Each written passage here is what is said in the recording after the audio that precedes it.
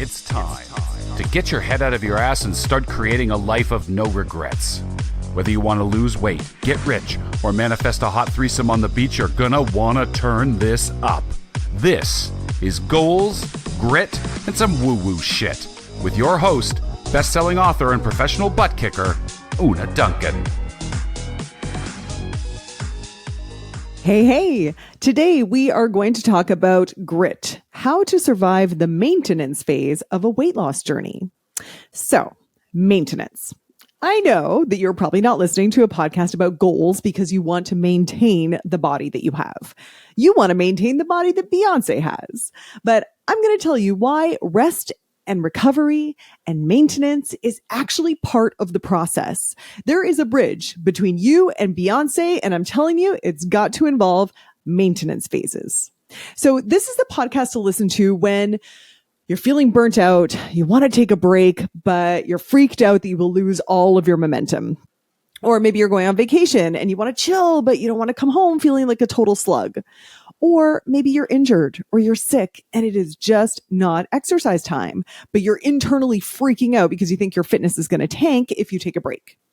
First of all, though, I want to clarify a couple of things. One, maintenance is not the same as a plateau. In a maintenance phase, you are deliberately backing off your efforts with the intention of not really moving forward, but just maintaining the progress that you've already have. So, for example, bodybuilders who are preparing for the stage, let's say they are in the fat shredding phase of their program and they've been eating at a consistent caloric deficit and losing weight. And this would be about taking a week or two where they don't eat at a caloric deficit. They eat at maintenance calories before dropping their calories again. Or with workouts, if you're lifting weights and you're building muscle and every week you're progressing your weights, which, by the way, you should be.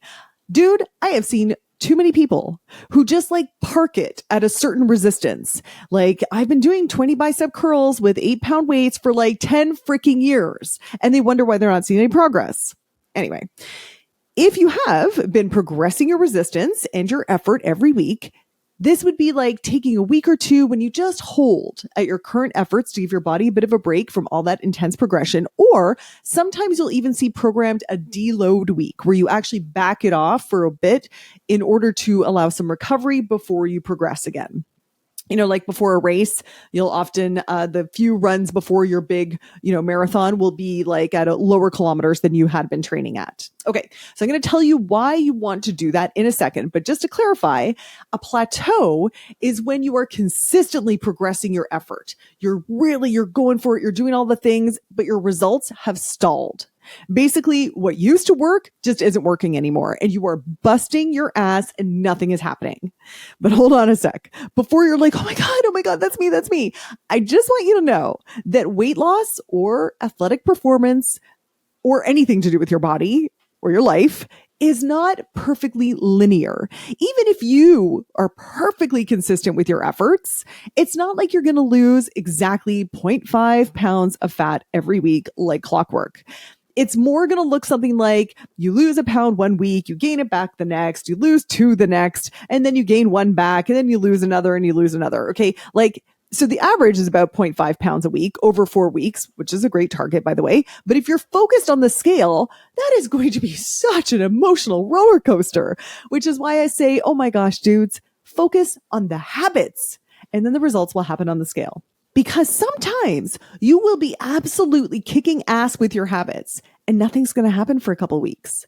And if you are overly focused on the scale, what can happen is that you're going to get super frustrated and then you just quit because this doesn't work. Or you're going to think, oh my God, something's wrong with me. And you're going to do some extreme thing to try and kickstart results. Seriously, just focus on steady, consistent, healthy habits and the results will come. I personally would not worry about being in a plateau unless I was really giving consistent effort and I didn't see any noticeable progress for 6 weeks. And if you think that's you, then I do have a step-by-step get out of a plateau guide. And if you want, I'll send me a DM on Instagram. I will send that over to you. Okay. But in the meantime, one way you can avoid a plateau is to deliberately schedule in maintenance phases. So if you were to hire some fancy trainer to do a personal training program for you, It would be a periodized training program, meaning that they would structure your plan around periods of progressive overload, so consistently making it harder, followed by periods of rest. And that would be in the microcycle, like even during an individual workout. And it would also be during the mesocycle, like your weekly schedule. And also during your macrocycle, like throughout the year in my year-long program, we have months where we pull back the effort. And that is all part of the long-term plan to see even better results. So seriously, if you have a trainer who is not including rest, maintenance, active recovery, you might want to look around for another trainer. And here's why. Okay, let me give you a story. Let's say your fitness journey is like driving from Toronto to California. And you're like, oh, I just want to get to California. I don't want to take any breaks. I just want to burn it to California. What would happen? Well, I mean, you'd probably start falling asleep at the wheel after a while.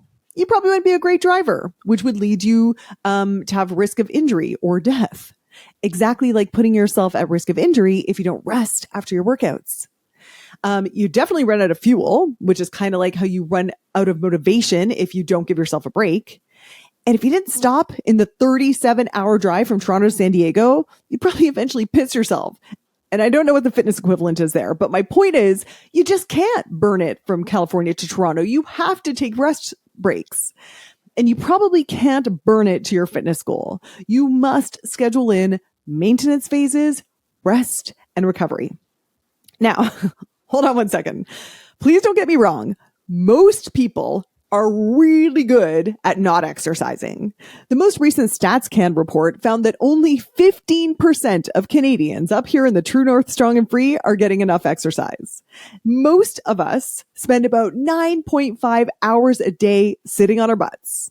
So I'm sure I don't have to tell you, if you're listening to this podcast, like that's bad, like causing 57 million annual deaths bad. So just so you know, please don't get me wrong, exercise good. Most people need way more. And it is possible to overdo it. So actually, did you hear doctors are starting to prescribe exercise? They are actually getting out their prescription pads and writing down, do cardio workouts certain times a week or whatever. So like any powerful medicine, it can be overused and abused. There is a specific dosage that is the recommended dosage, the most highly effective dosage. If we don't allow adequate time for recovery, when we overtrain, there are consequences. And those consequences are going to move you further away from your goals. So let me tell you a few signs to look out for that are signs that it might be time for you to back off and allow a little bit more rest and recovery. So for one thing, if you are hungry as hell all the time, if you're always sore and achy in your muscles and your joints. I remember early in my fitness career, you just have to take any classes you can get. You're trying to make a freaking living off teaching fitness classes. Like, let me tell you, dude, that's hard. So, I was teaching all these classes and I would get out of it and I would do these classes and I would be bouncing all around and like peak energy. And then I would go to get out of the gym and walk to my bike, which I biked everywhere. And I would be like hanging onto the railing for dear life, trying to get down the stairs because my joints were so sore.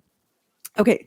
So, also if you get colds a lot and it takes forever for you to recover from being sick, if you have insomnia, if you're really having trouble, going to sleep, if you haven't seen any improvement in your physical condition for a long time, if you are, experiencing weight loss resistance, like it's really hard for you to lose weight. And if you're just kind of overly emotional, if you're irritable, if you're depressed, these are all like red light signs that you might want to back it off for a bit. So let's talk about what is the optimal dose. If exercise is powerful medicine, what is the optimal dose? Is it as simple as exercising one day and you chill the next? Not necessarily. So like every medicine, the dosage depends on the individual.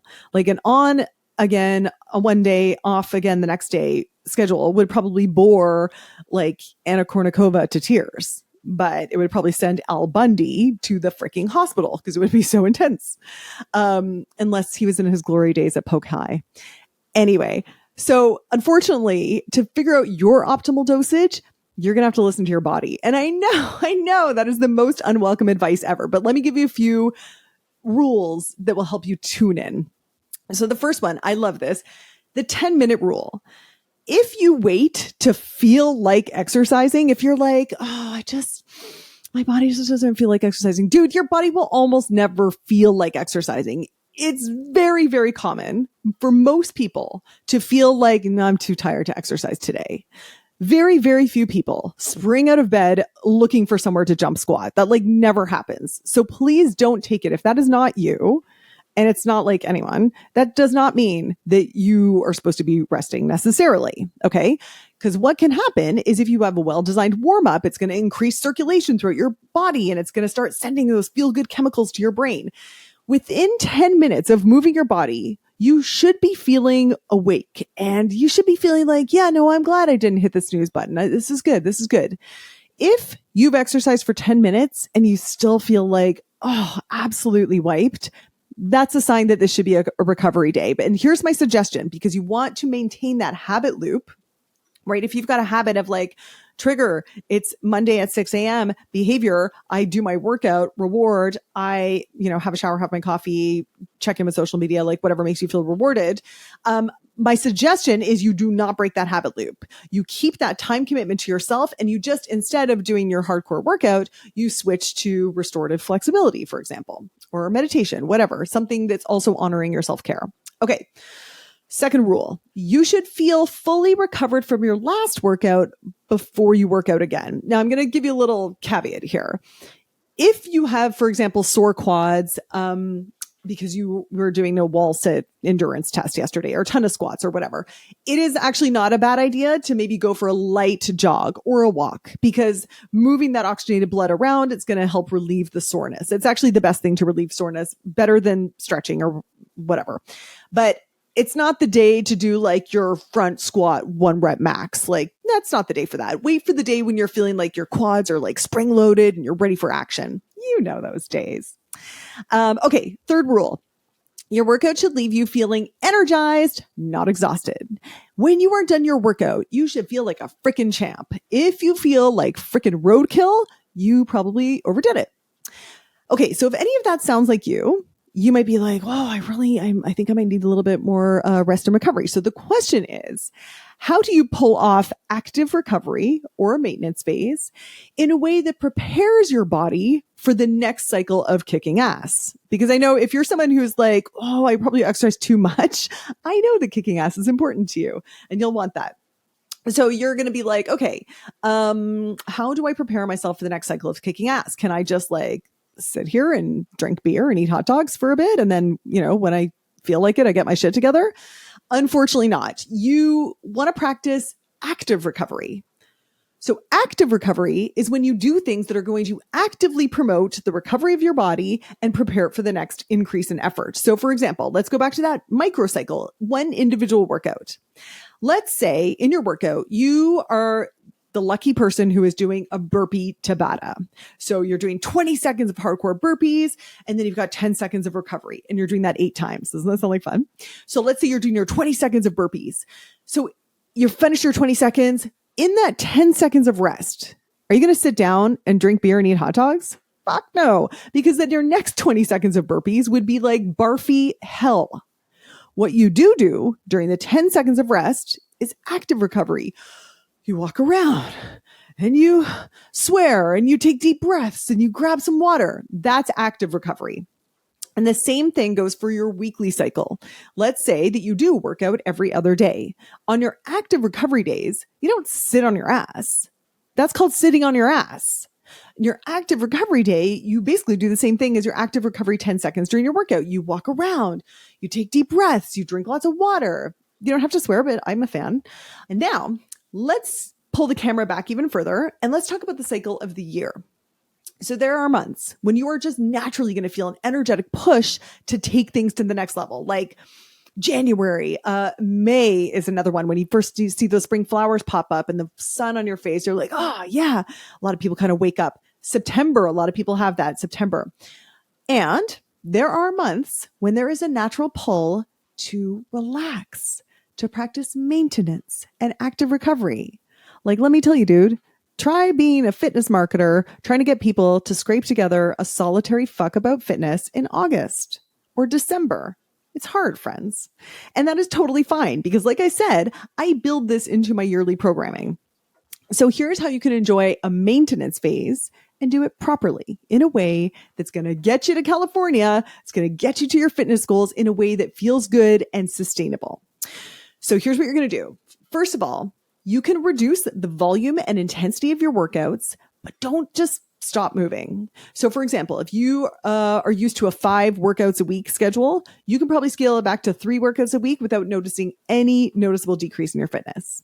Or for example, if you do hour-long workouts every day, you could probably do a 20-minute workout. Or if you are used to doing really hardcore stuff like CrossFit or whatever, maybe just try like swimming and biking and yoga or whatever. Okay. Again, it is pretty much never recommended to just sit on your ass. Our bodies are meant to move, and ass sitting is not going to prepare you for the next stage of your training program. Secondly, if you are in an active recovery phase, sleep. Like, really give yourself time to sleep. And if sleep is an issue for you, you must check out my interview with sleep expert Janet Whalen from last week. It's episode 26, I believe. It's freaking gold. Okay. Drink shit tons of water. I recommend drinking half of your body weight in pounds in ounces as a goal. It is a shit ton of water, but that's going to help you eliminate waste products and combat dehydration that most of us have from drinking too much booze and too much coffee. Speaking of which, let's talk about a maintenance phase when it comes to your nutrition, because I think that for a lot of people, the rules around nutrition, like they need a break from that. And you can totally chill on your nutrition, but I wouldn't recommend eating like a total asshole. It's just going to make you feel freaking gross. And again, the point is to feel good. So here's some ideas for a nutrition maintenance phase on this is how you might want to approach your nutrition during a vacation or something. So if you normally eat a really healthy breakfast, lunch, and dinner, maybe you can relax dinner, but stay kind of on target for breakfast and lunch. If you're someone who like measures out your food and you count your calories and your macros, drop it. Just eyeball your portions, make sure that they're kind of within reason. If you normally try and eat healthy like all the time, if you are one of those lovely people who like packs out all their food and stuff like that, maybe you relax it too. I eat healthy when I'm cooking for myself, when I'm in my home, but when I'm a guest or when I'm at a restaurant, I just eat what's being served and I limit my portions of things that are not going to make me feel great, for example. Okay. So this is the best part I actually think about maintenance phases. It's a chance for you to drop all the freaking rules, because sometimes like the rules aren't even that important. It's just that you become superstitious about them because you experience some success with them. And instead you really get a chance to tune in and be like, wait, what do I actually want to eat? If I drop all the rules, I'm allowed to eat whatever I want. What do I want to eat? How much of it do I want to eat? So it's really starting to practice those skills of intuitive movement and eating and what actually makes you feel good. And again, feeling good right now in the body that you have during your maintenance phase or otherwise is the whole freaking point, not when you've hit your goal weight or whatever. Except here's a problem. A lot of people have a lot of anxiety about the idea of feeling good right now in the body that they have because they think it's going to let me off the hook. And some people have a similar anxiety about not pushing and exercising hard because they think they're going to get depressed or they think they're going to gain weight. So I just want to talk to those people for a second. The people who really don't want to chill. Hi, mom. Seriously, dude, my lovely mom. I don't think I've ever seen her sit down without also being on the computer or folding some laundry or doing something productive. Like last summer at the cottage, we had the whole family gathered to relax and enjoy each other. And my siblings and I played a game where we would time the amount of time my mom would sit before bouncing up again. She'd join us sitting at the dock. It's a beautiful day. All the grandkids are playing and she'd sit down and she'd go, oh, isn't this lovely? And then literally, because we set a stopwatch, a minute and 15 seconds later, she'd bounce up and like go vacuum the blinds or something like that. Now, if you can relate to Susan McNerney, my amazing mother, and that need to be in motion, I want you to try yoga or walking in nature. And yes, I know it's a freaking cliche, but it's a freaking cliche for a reason because it works.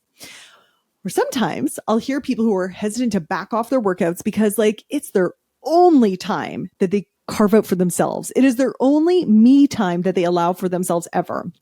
Maybe that's you. Maybe you have so many demands on your time and it's the only time you like insist for yourself because it's doing something virtual and like dutiful, like exercise. Like I have to do this. And maybe you'd feel kind of like a jerk if you were like insisting on that time and leaving the dishes in the sink and letting the kids watch TV just to like read a book. But you would totally make it happen for your run. So if that's you, listen up. Everyone was fine when you went for an hour-long run. They will be fine if you go for an hour-long pedicure.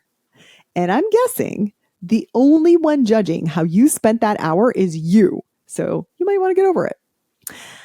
Or sometimes people feel like they don't want to take a break from exercising because they're just really like so focused on their health and wellness goals. And they're like, I need to feel productive about this. I cannot let this like drop. I can't let any of this intensity drop.